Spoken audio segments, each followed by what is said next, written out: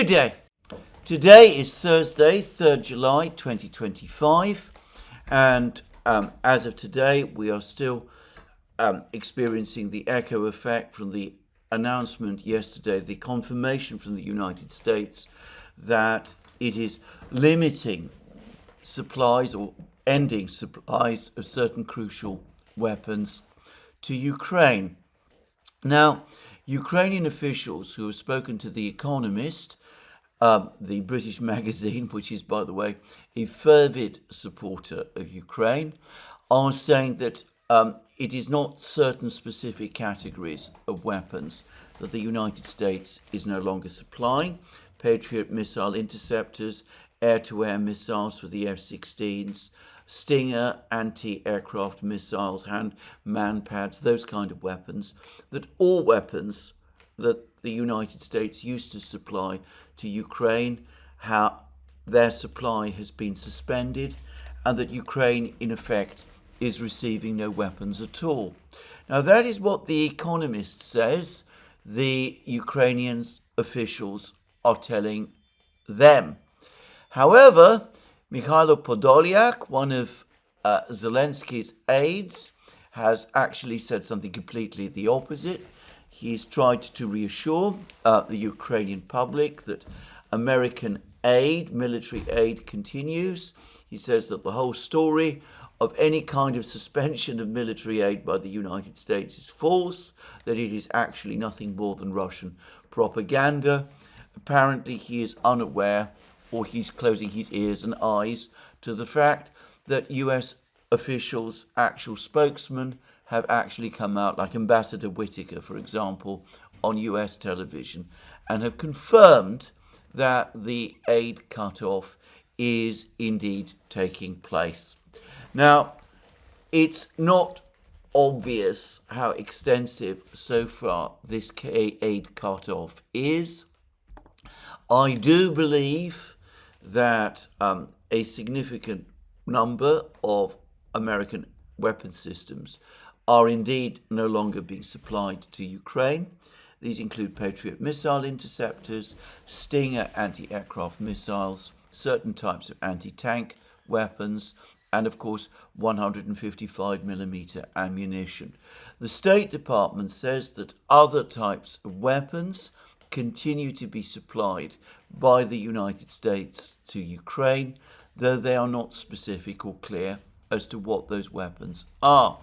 It doesn't seem as if the United States, for the moment, is supplying armoured vehicles, more Abrams tanks, and Bradley and Stryker infantry fighting vehicles.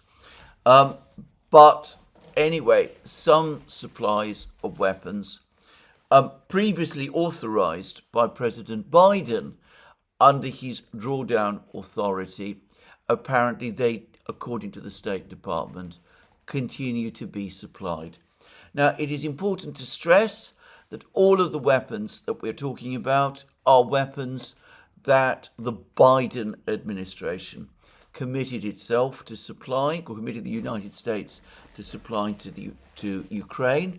In the last weeks, when it was in office, President Trump himself has never authorized any further arms transfers of weapons to Ukraine.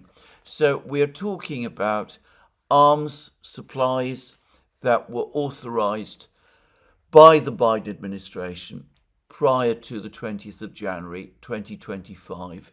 It is these arms supplies that apparently are being either partially or completely discontinued. Now, one can say so much more about this, but I'm going to say that this is actually a seminal moment, not just in the post-war, post-Second World War world, but specifically in the post-Cold War world. The United States has been involved in many wars since the end of the Second World War. Wars in Korea and Vietnam, wars in the Middle East, the various wars against Iraq, for example. It participated in the conflict against Yugoslavia in 1999, It assisted in the bombing of Libya. It has been, as I said, heavily involved in many, many wars. I do not recall a single previous case in which the United States has had to scale back its involvement in those wars because of a shortage of weapons. In previous cases, there have been financial limits. One can argue, in fact, I do argue, that one of the major reasons that the United States eventually had to negotiate its way out of the conflict in Vietnam was because overspending on the Vietnam War was causing massive stress to the global financial system and to the United States' role in it, was leading to a widening in the American budget and trade deficits, and that this was something that the United States could no longer continue to do. The United States, in other words, in the late 1960s, came up against the limits of its economic and financial power. I remember reading an article by Eve Smith on naked capitalism, which she wrote quite a while back, in which she spoke about how one of her lecturers told her that it was precisely these events in the 1960s that made him understand, made him realize for the first time that there were limits to what the United States could do.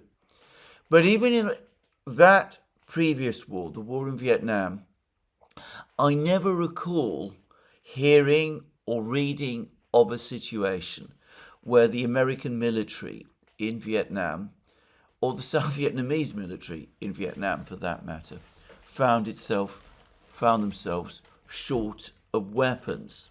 Now, if we are talking about the conflict in Ukraine, of course, American ground troops have never been involved in the conflict, nor directly have any part of the US armed forces.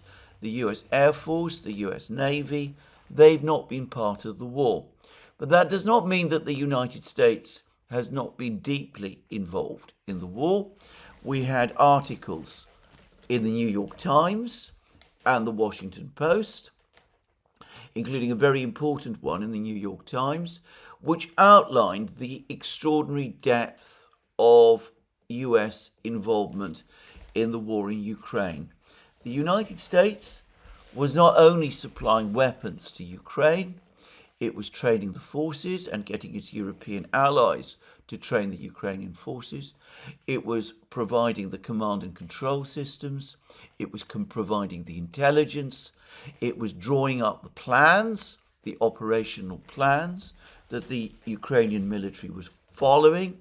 All of this done from a headquarters established in Wiesbaden, and to all intents and purposes, the Ukrainian military, in conducting its operations, especially during the period of the 2023 summer offensive, but also to a great extent in the previous offensives that the Ukrainian army had conducted in the autumn of 2022 in Kharkiv region and in Kherson region, the Ukrainian army was in effect being commanded and controlled and supervised by American generals.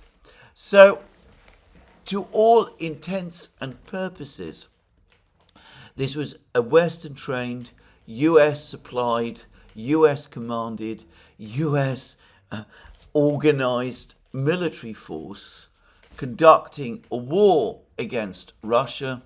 The only difference was that no US military personnel were there, at least officially, on the front lines. In all other respects, it was an American war.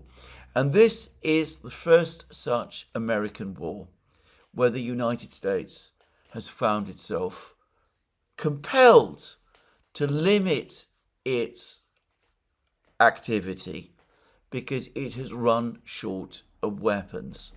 Now, one can make certain very valid observations here. In the previous wars in Vietnam and Korea, the United States mobilized its entire economy to support those wars. As President Putin of Russia has correctly pointed out, at the time of the war in Korea, military spending accounted for 14% of US GDP. At the time of the war in Vietnam, it accounted for 10% of US GDP. Today, military spending on the part of the United States accounts for, I believe, around 4% of GDP. The United States has not mobilized its resources for the war in Ukraine to anything like the same extent that it did in the wars in Korea and Vietnam. And, well, nor has it mobilized to the same extent its still extensive industrial base. If it did, probably it could still provide certain more weapons. Nonetheless, the fact that the United States has not been able to mobilize its economy in the same way, has not been able to mobilize its industrial base in the same way, in a sense, it makes no difference.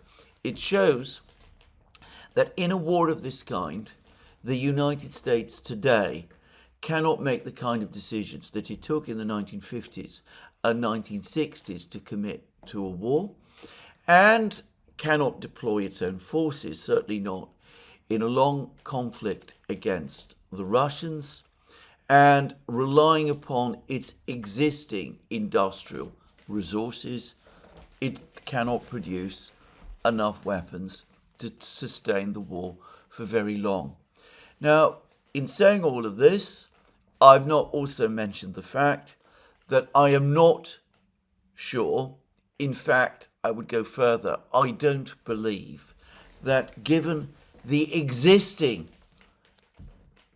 makeup of the US industrial base, the kind of industrial mobilization that took place in the 1950s and 1960s would today be possible. In the 1950s and in the 1960s, along with some very advanced high technology weapons, the United States produced many weapons which was relatively straightforward and could be produced quickly and in quantity. This doesn't appear to be the case today.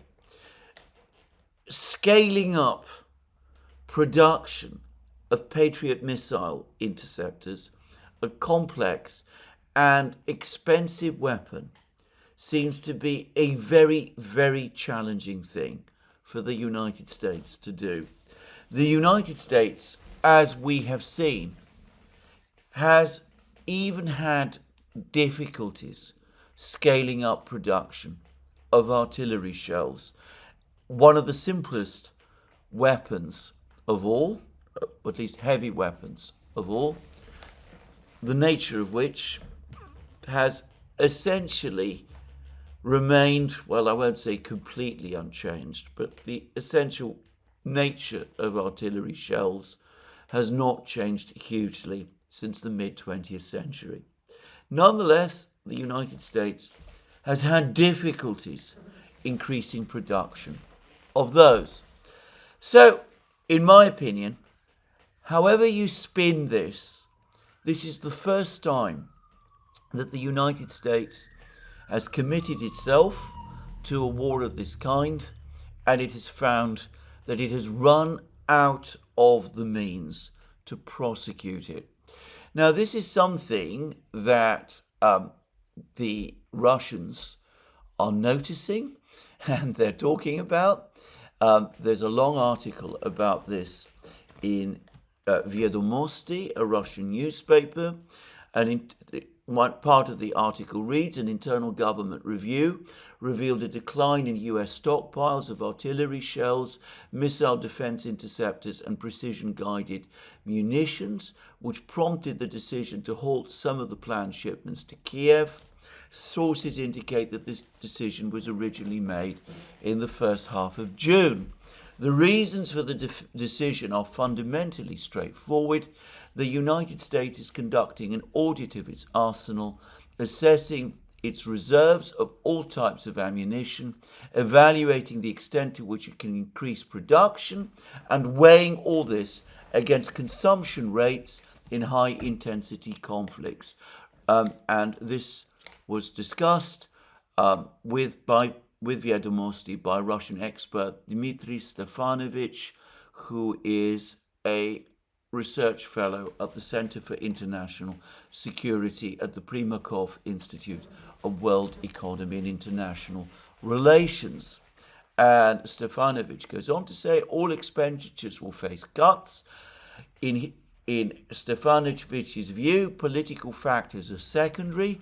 For Kiev, the most acute problem is a lack of missile stockpiles for air and missile defenses, which badly need refurbishing. And then another, perhaps even more senior Russian expert, Dmitry Suslov, Deputy Director of the Center for Comprehensive European and International Studies at the High School of Economics. Anyway, he has said that the prevailing view in Washington is that the US must first and foremost counter China, which has led to a reduction in American support for Ukraine and a scaling back of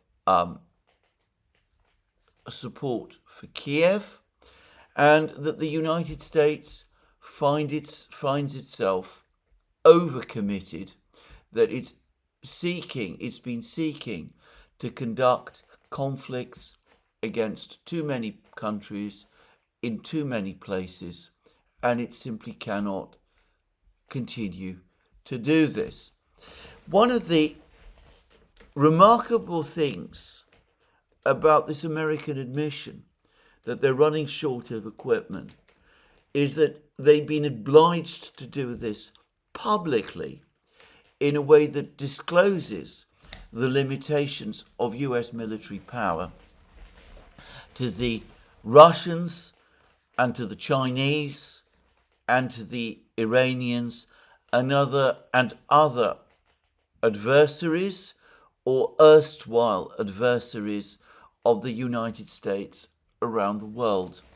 I'm going to make a guess that despite the various claims that people in Congress were blindsided by this decision, that the United States took it without consultation, I'm going to make a guess that in fact and in reality, there have been increasingly urgent briefings carried out by US officials trying to explain the situation to members of Congress, probably for some months now, and that the fact that the decision had to be made in public was precisely because those members of Congress simply weren't listening to what they were being told in the briefings. Daniel Davis has recently referenced a video presentation by the US Secretary of State, Marco Rubio, which took place as far back as March. This was a public briefing in which Rubio, even then, was trying to make Congress understand that the United States was out of air defense missiles. And again, it was undoubtedly the case that Congress, at least some peoples of Congress, simply didn't want to hear that message. Now, as I said, in my opinion, this is a potentially momentous moment in modern history. The United States has hit upon its limits as to what it can do. Those people in the United States within the neocon regime change, democracy promotion community who endlessly demand that the United States support whatever project they have embraced to the ultimate, who want the United States to be involved in conflicts everywhere, all the time, who simultaneously advocate unending support for Ukraine as long as it takes, who also want strong action to be taken against Iran and who want the war against Iran to be pursued and conducted until final victory, meaning until regime change is finally achieved in that country. As I have often pointed out, those people, very influential, dominant in the think tanks, dominant in many of the NGOs, immensely influential in Congress, they have never shown the slightest interest or awareness of the fact that even American power has limits. And the result has been, because they have always been in constant denial of that unavoidable truth, the United States has now collided into those limits. Now, I often receive, as many of us who do this sort of work that I'm doing, receive all sorts of emails and messages from all kinds of people who say that because the Russians didn't rush to serious help back in October and November, or because the Russians and the Chinese supposedly have remained on the sidelines whilst Iran was attacked, that they have exposed their weakness in these conflicts, that these conflicts show that the Americans, in fact, are strong. Well, I don't think that either of that is true in relation to either of those conflicts. But to state it at its simplest, Russia has not run out of weapons in the conflict in Ukraine. It is outproducing the entire collective West. According to Mark Rutte, the NATO Secretary General, at the rate of producing more weapons in 3 months than the entire collective West can produce in a year. What the Chinese are producing, I don't want even to imagine. But given the immense size of their industrial base, they are producing much, much more. The Russians have never run out of weapons in Ukraine. They're not short of weapons in Ukraine. In fact, their weapons in Ukraine are growing and increasing in number. And not just in Ukraine, but right across their armed forces. And with China, the same is true. China is producing warships at a rate that the United States cannot match. It's increasing the size of its nuclear forces at a rate that the United States cannot match. It is the United States that has run out of weapons in this conflict in Ukraine. On any objective assessment, the facts show that at this specific moment of time, which we are in now, it is the Russians and the Chinese who are stronger and the Americans who are weaker. That is the reality, and that is what the announcement made yesterday has shown us. Now, all of this leads us back to the topic of what is now going to happen in Ukraine. The Ukrainians clearly were not informed of this in advance, or if they were, they didn't believe it, because they gave every impression of being in a state of shock and denial about it. Yesterday, there were reports that the Ukrainian Foreign Ministry had called in a senior official, I believe it was the chargé d'affaires at the US Embassy in Kiev, for an explanation of the American announcement. The Ukrainians are saying that they desperately are trying to speak to the Americans, that Zelensky wants to talk to Donald Trump to try to understand what the American decision is.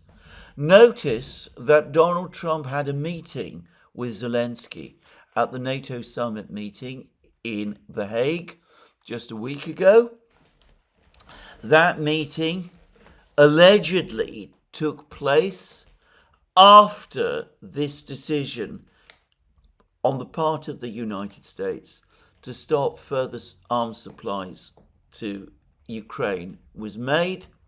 And it seems that Trump, presumably knowing that this would be the decision, nonetheless chose not to tell Zelensky about it.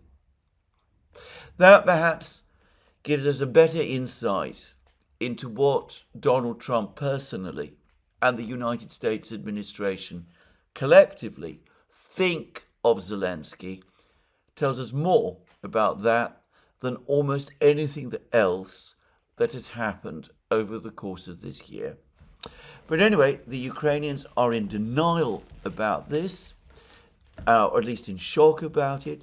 Mariana Bezuglaya, the dissident Ukrainian MP, has now actually said that the United States is now clearly no longer an ally of Ukraine.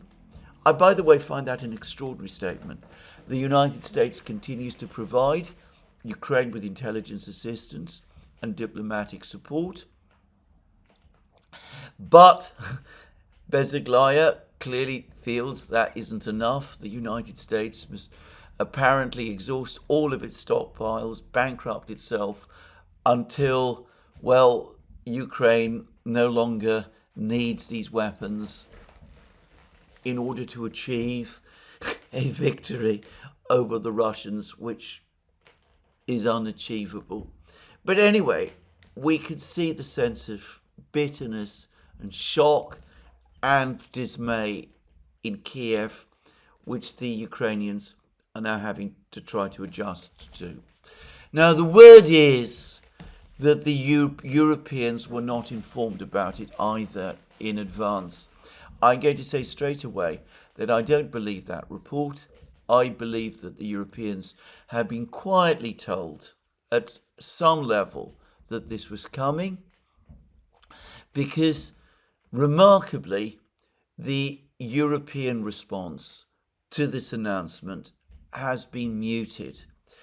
I can't help but think that they did know that it was coming, or at least key officials in European governments almost certainly did know that it was coming, and that they knew that there was nothing very much that they could do. Now, I said yesterday that the Europeans would never be able to replace the American weapons. Surprise, surprise, in the hours since the announcement, all sorts of articles have appeared in all kinds of places, in the Washington Post, I believe, in particular, saying that the European arms industry is too fragmented, that it's too disorganized, that it's not able to replace American supplies. That is a statement of the obvious. It is astonishing that people have any doubts about this and that this isn't being openly admitted. Meanwhile, even as this is happening, the one thing that you might expect that the Ukrainians might review and choose to do is contact the Russians with a view to starting negotiations to bring this war to an end. Gideon Rachman, in that article I spoke about a few days ago in the Financial Times, confirmed that European officials who have been to Kiev speak of the Ukrainians becoming increasingly desperate about the military situation, and asking with growing urgency for a ceasefire, for some kind of ceasefire to be agreed with the Russians. And here I think we can now see, I discussed this, touched on this yesterday, all of the calls for the ceasefire that have been coming from the Americans, from General Kellogg and people like that since the start of this year. They're clearly they were clearly made, because at some level, US officials understood that the arms pipeline was going to dry up, and they wanted to see if they could freeze the war before they had to admit publicly that that would happen.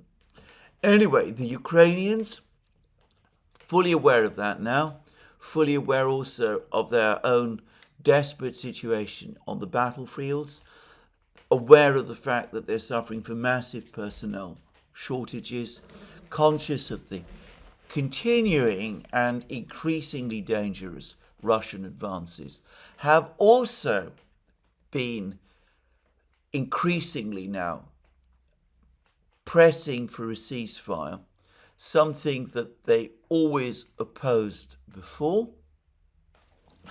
And of course, the urgency to demand a ceasefire after this American decision can only grow.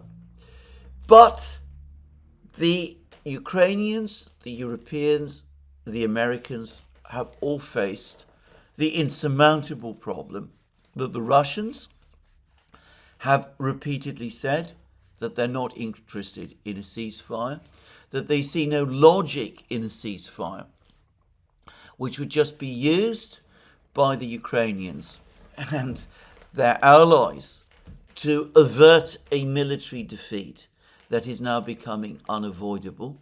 Peskov spoke about this quite openly. He said, since we have the initiative on the battlefield, why would we surrender it? What logic or reason is there for us to do such a thing to ourselves? Anyway, the Russians have never agreed to a ceasefire, and it's been incredibly difficult for the Western powers to find the mechanism to force the Russians to do that. The whole game has been to threaten the Russians with enormous sanctions in the belief that this would finally force the Russians to agree to the ceasefire. Back in May, Starmer, Macron and Merz went to Kiev. They had a meeting with Zelensky. They issued an ultimatum demanding that the Russians agree to a ceasefire within 3 days, an unconditional ceasefire within 3 days. They threatened devastating sanctions unless the Russians did so agree. Putin sidestepped that by offering direct negotiations instead, and Donald Trump seized on that idea. The Europeans, the Ukrainians, since then, have again attempted to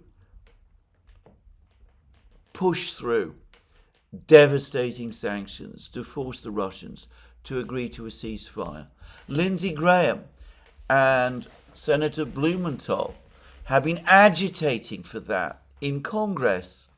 But Donald Trump and the administration have shown no enthusiasm for that idea at all.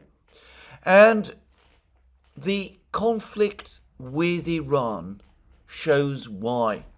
There's now been reports from Reuters and in the American media confirming that during the 12-day war, Iran was indeed taking the first steps to close the Straits of Hormuz, that they were putting together mines, and that they were going to lay mines, sea mines, large clusters of sea mines, which would have effectively closed the Straits of Hormuz to shipping.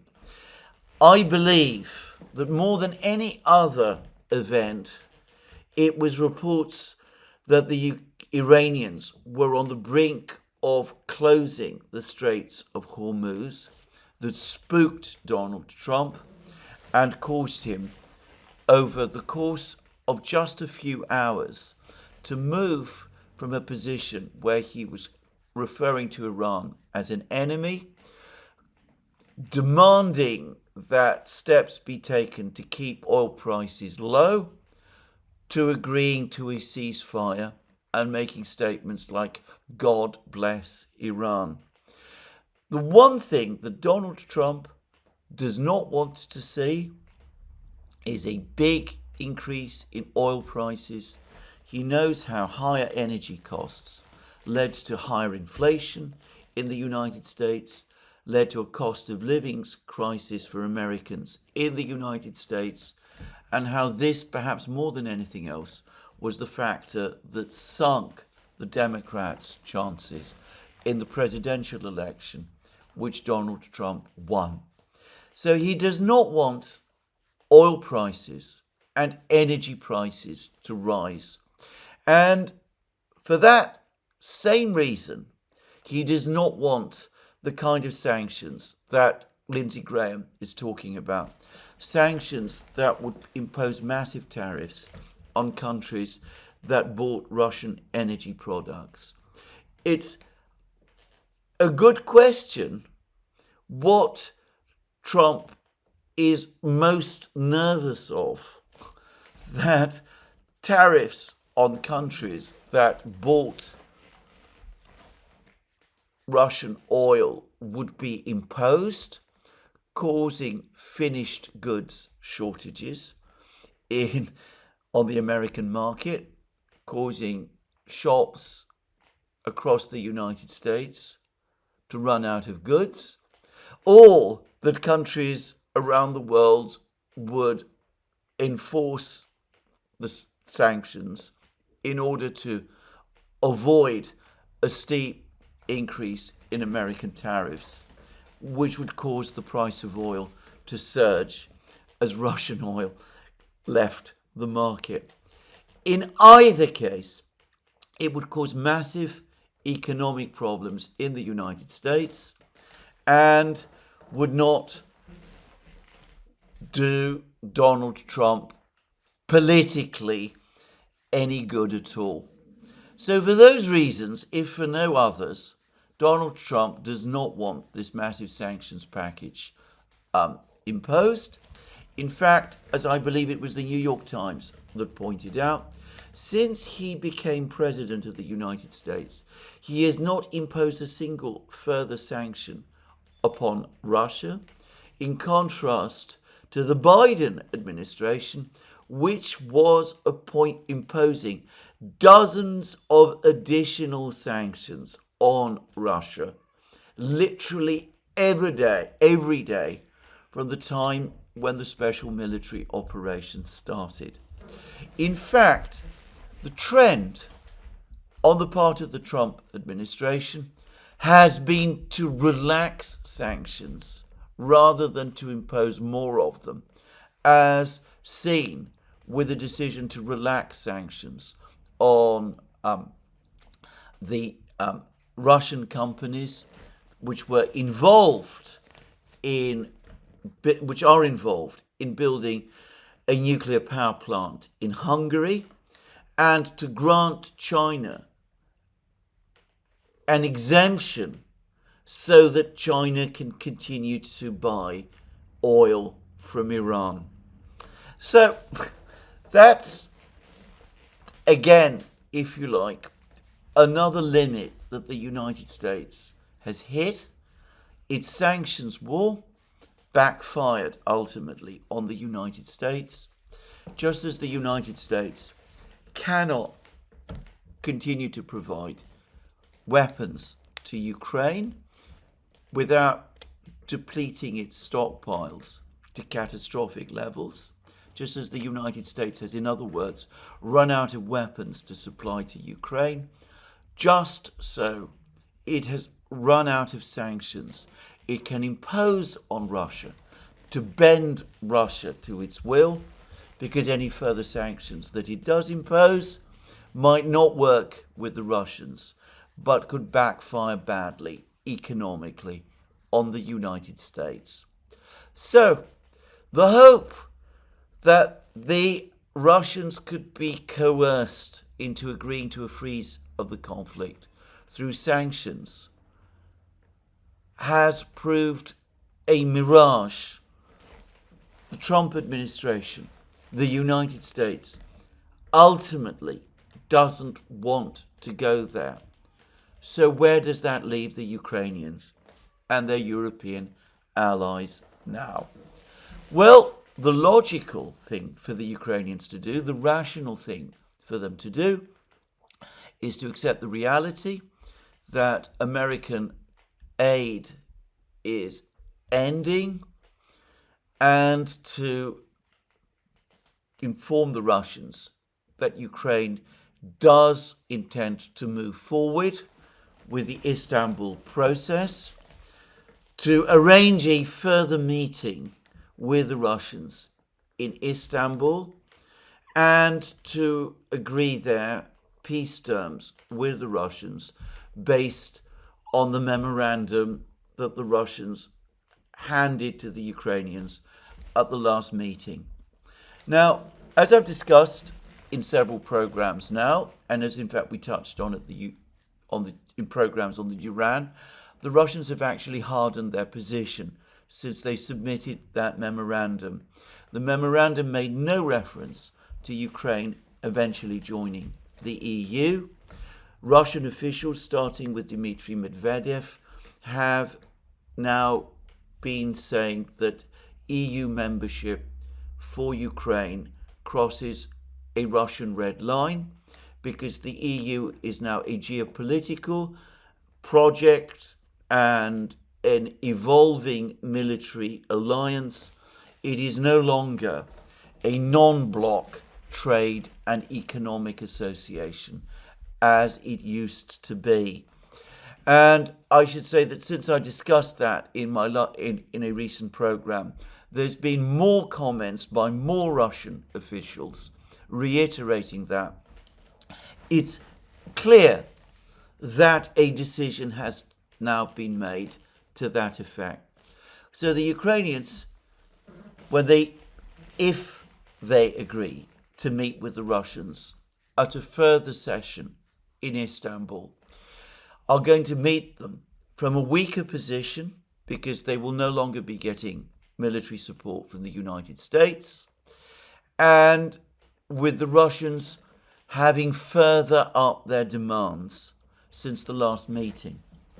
The Russians, incidentally, and just to reiterate, have also said, they mentioned this at the first meeting in Istanbul, that if the Ukrainians didn't accept the territorial realities, then the Russians would increase their demands as they occupied more and more territory in Ukraine.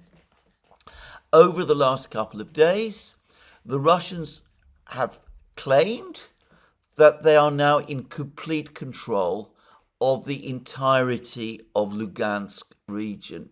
So they say that they have complete control of one of the four regions.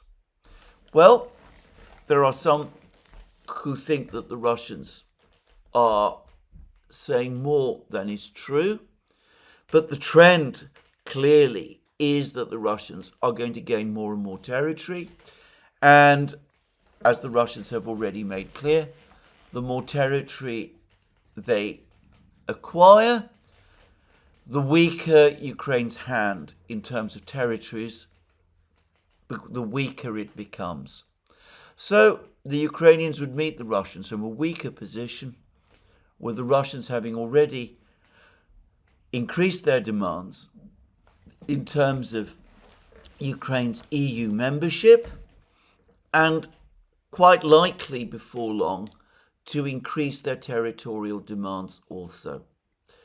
Well, this is the consequence of constant delay in accepting the realities of Ukraine's situation, of drifting into a war with an immeasurably more powerful country, what is now clearly not just a once, but also a future superpower, and delaying it until the point was reached when the fact that Russia is a future superpower, in fact, practically a present superpower has become impossible to ignore.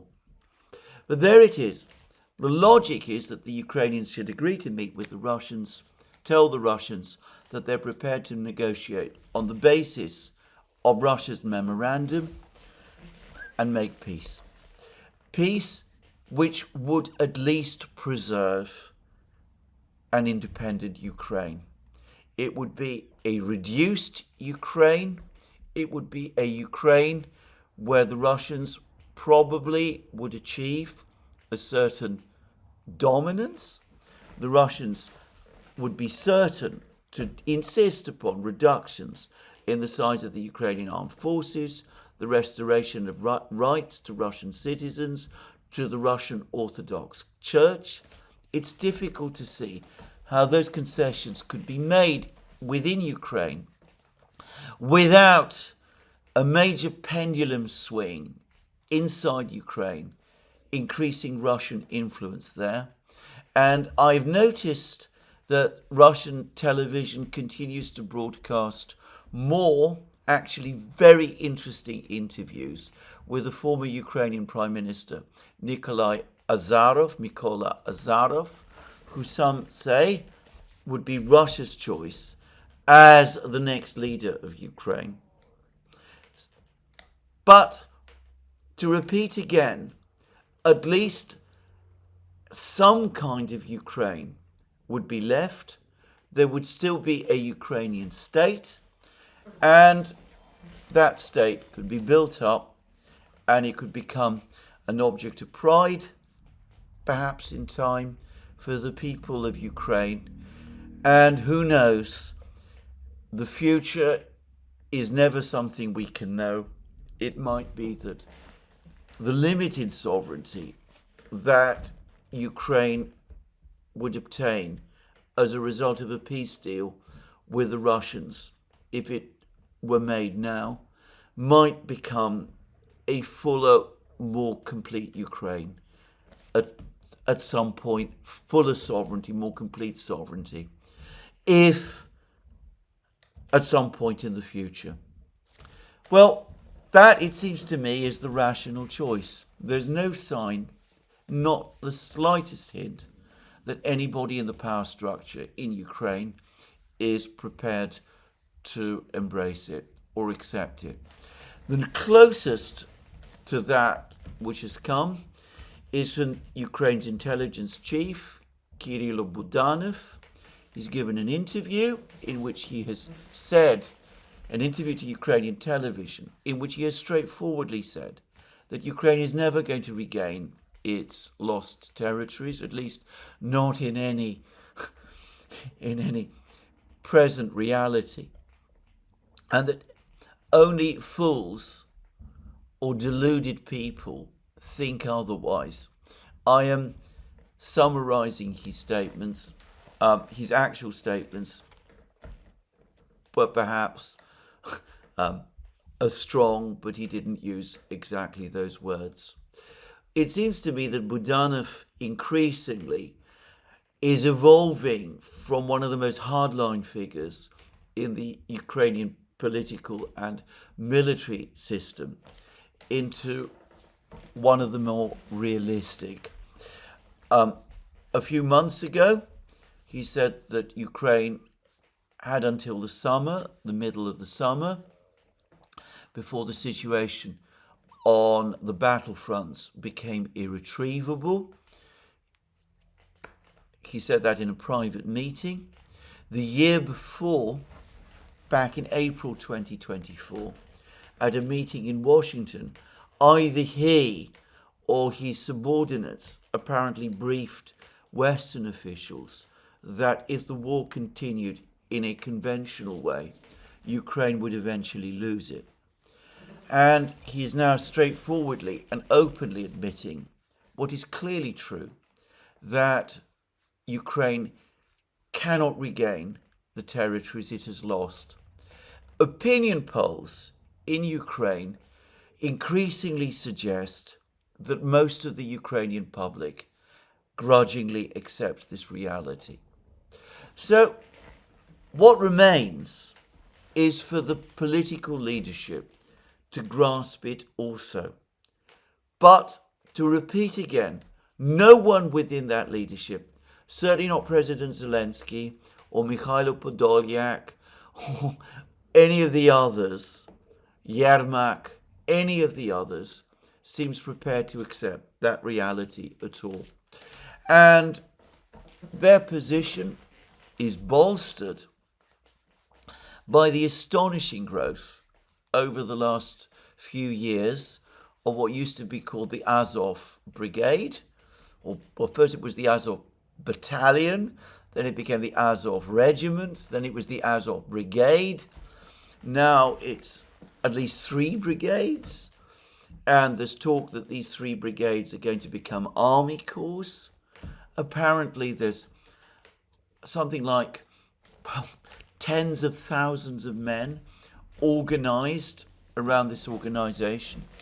A prominent member of the Azov Brigade has now become apparently the director of Ukraine's Institute of Historical Memory, where he'll be busy writing or rewriting Ukraine's modern history in ways that we can all guess. Anyway, these people are now becoming increasingly powerful, and of course they will support the stance of the political leadership, which appears to be against any negotiations and against any concessions. And Western leaders, who should know better, by Western leaders I mean European leaders, continue to speak about their undying support for Ukraine.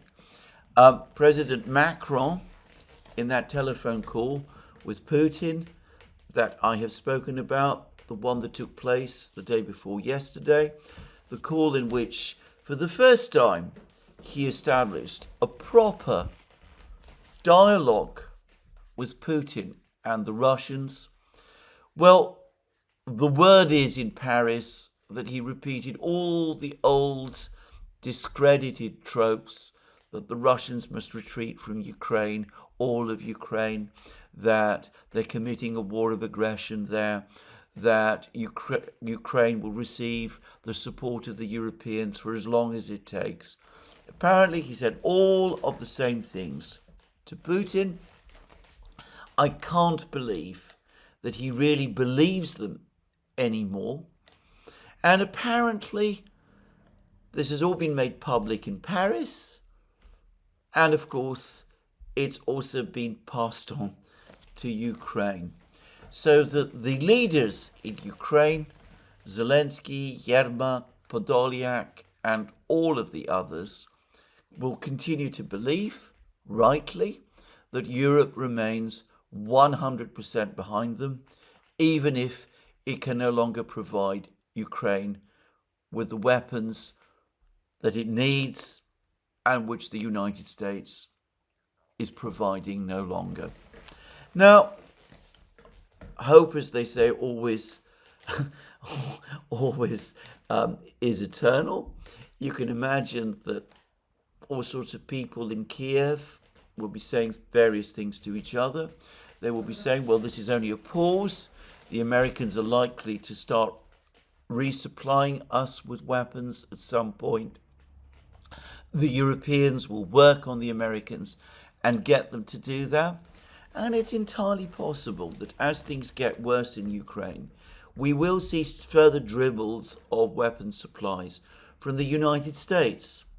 But given the realities of limited production of weapons in the United States and depleting stockpiles and the need to resupply the Israelis and the need to build up against China, any weapons supplies that the United States can now give to Ukraine can only be in limited quantity and in fits and stops, probably only a few at a time, with long intervals of further pauses. Obviously, it is not going to be enough to change the situation on the battlefields.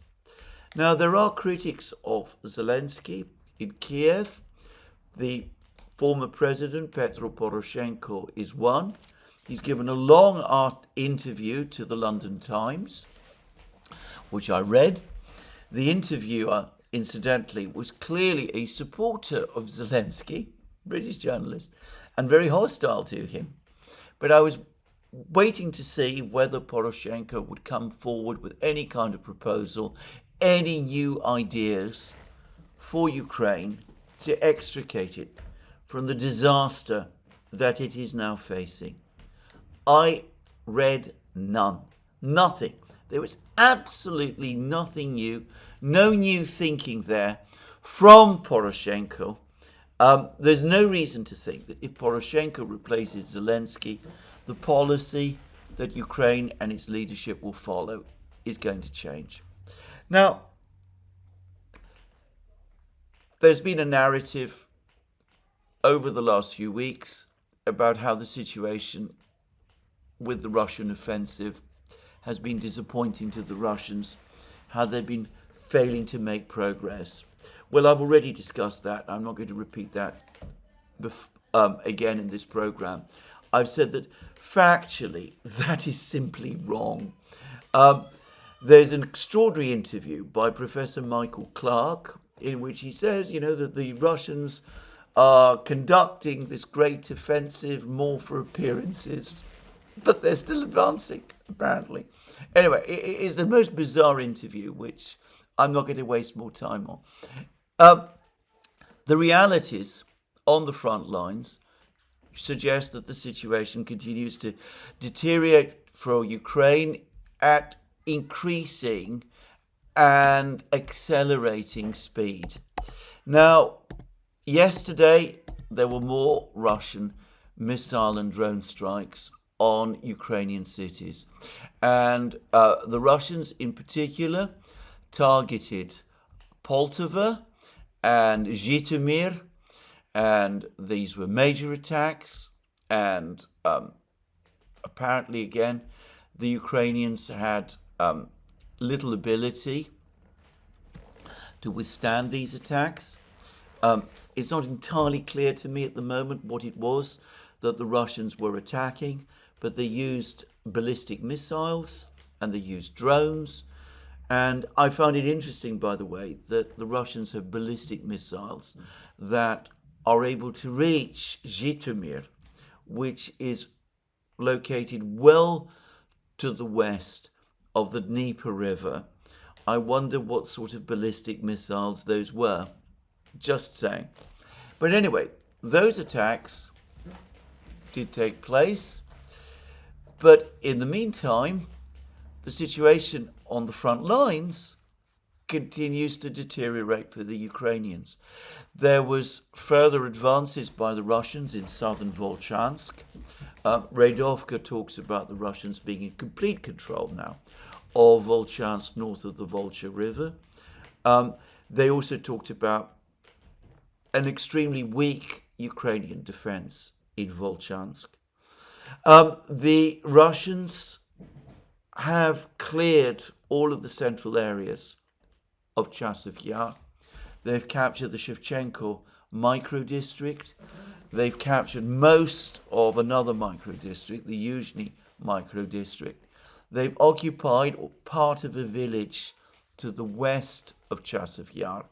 In other words, they're advancing beyond Chasiv Yar itself. There is one micro-district, apparently, to the south,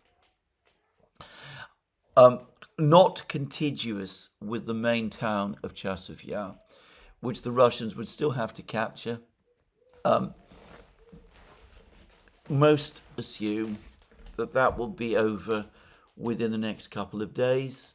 The city, the actual core town of Chasiv Yar, the central area of Chasiv Yar, most acknowledge is now firmly under Russian control.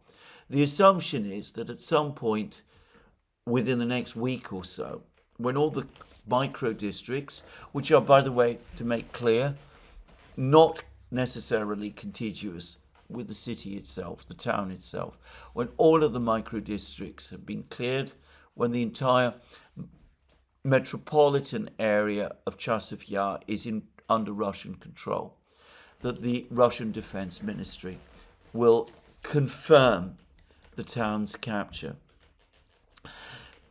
The most dramatic news, however, now appears to be coming from Pokrovsk.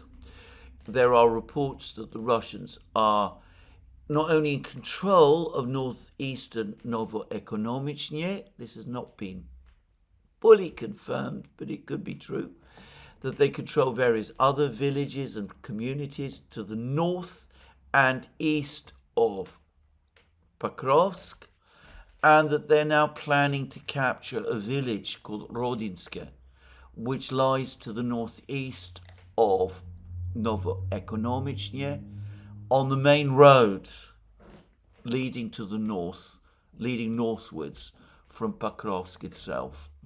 If Rodinske is captured by the Russians, and if they capture Novoekonomichnye, then the whole situation in Pokrovsk becomes undefendable, and with the Russians close apparently to capturing Udachnye, and beyond Udachnye, the village of Sergeyevka,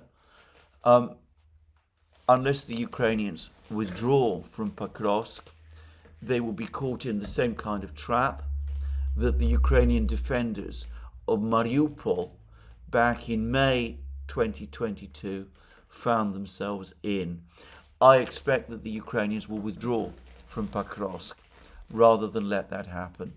So that there has been an increasing military collapse there.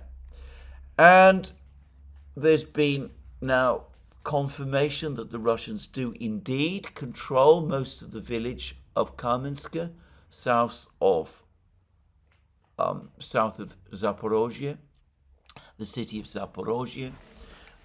It's likely that they will have complete control, not just of the village, but all the area around it within the next day or so.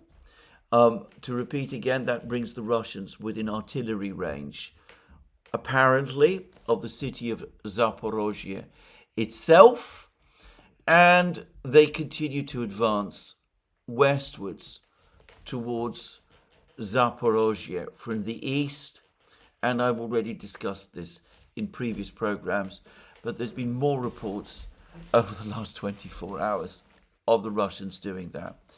Now, with American weapons supplies running out, with shortages of manpower, with difficulties equipping Ukrainian frontline units with FPV drones, with further Russian weapons perhaps in the pipeline. Putin spoke about serial production of the Oreshnik being underway recently, and it could be that the Oreshnik will be rolled out and brought into battle, as many believe, sometime in midsummer, in the August.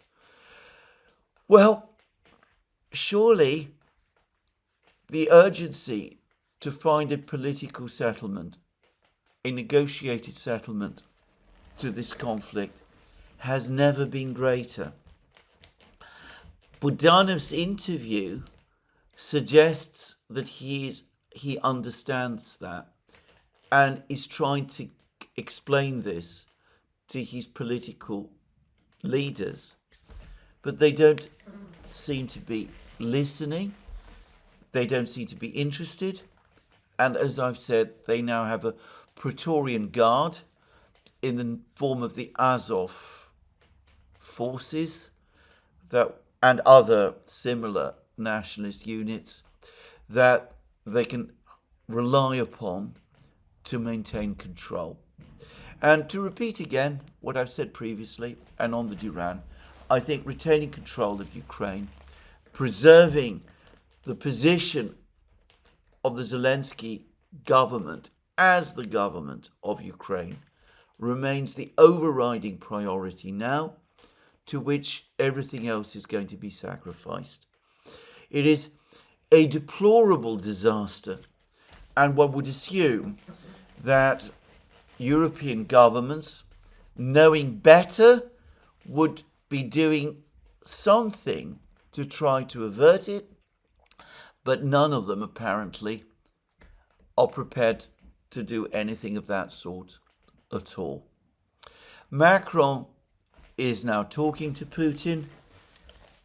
The course of the telephone call with Putin apparently did arrive at an agreement that Macron and Putin would be speaking to each other on a regular basis from this moment onward. But Macron used the question of the Middle East, of the Iran-Israel crisis, as cover to re-establish his contacts with Putin. Probably long term, he is thinking about the need for some kind of dialogue with the Russians after the now inevitable fall of Ukraine. Certainly without the Americans, there is no possibility of any European intervention force being sent to Ukraine, or of any European no-fly zone being created over Ukraine. And Macron is intelligent enough, one assumes, to understand that. But, well, for the moment at least, he's not prepared to break from the orthodoxies. Presumably, he will not do so until there's a Russian breakthrough on the front lines, which is probably not far away now, and by then it will be too late. A dismal situation, one into which all of the European states, the big European states, have drifted into.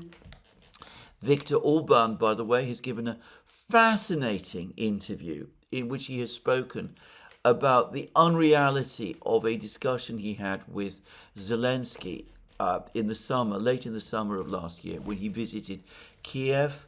He tried to make Zelensky understand that Europe was becoming exhausted, that the Americans were running out of their ability to go on assisting Ukraine. He urged Zelensky to seek peace. He found Zelensky unwilling and unable to address any of those truths. It doesn't seem, despite those truths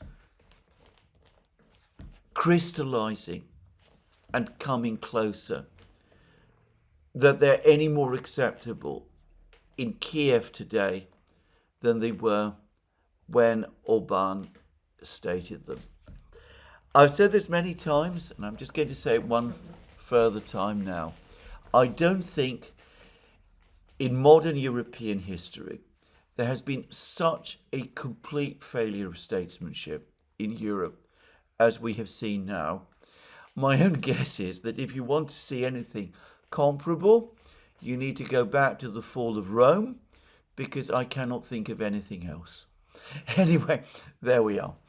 Now, I would going to finish this video by just readdressing 2 points. Yesterday, I said that I believed that the reason for the strong Azerbaijani reaction to the arrests by the Russian authorities in Yekaterinburg was because organized crime networks in Azerbaijan were furious and alarmed by the arrest of their comrades by the Russians in the Urals, and that this roundup of Russians or Russian-connected people that we're seeing in Azerbaijan, and this fierce rhetoric that's been coming out of Baku, is the result of the influence of these networks on the Azerbaijani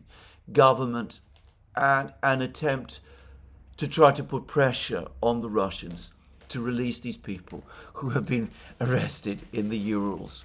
Probably the idea is to arrange some kind of swap of the people who've been arrested in the Urals with those who have been arrested in Azerbaijan. Now, I was a little tentative when I said that yesterday, but since then I have received an absolute deluge of emails, all of which essentially corroborate my story, including, by the way, there was emails on my locals live stream yesterday. I had two very, very well informed comments from people who are more familiar with the situation in Azerbaijan than I am, who basically supported my hypothesis, only they went much further. One of them, who has a background in the oil industry, said that Azerbaijan was just about the most corrupt country that he'd ever visited, even more than some of the West African states that he'd worked in. Another said that one of the other things that has agitated and angered the networks that I'm talking about in Azerbaijan are the recent Russian missile strikes on Ukrainian oil refineries. Apparently there'd been some kind of understanding that the Russians would leave these refineries alone because they refine oil from Azerbaijan. The Russians went back on that, and their attack on the refineries was as much a signal to Azerbaijan as it was to anything else. Anyway, as I said, I've had a flood of information of this kind, and much of it has been very, very interesting. And I want, first of all, to thank everybody who has provided it. I would add one other point, which I found very interesting, which is that I've had information from a very reliable source who says that he is familiar with this particular group that's been operating in the Urals. And apparently the Russians have generally shown a certain leniency towards it up to now, but one of the things that provoked the Russian clampdown against them was that they were trading information about the very, very large Russian military industries that are operating in the Urals.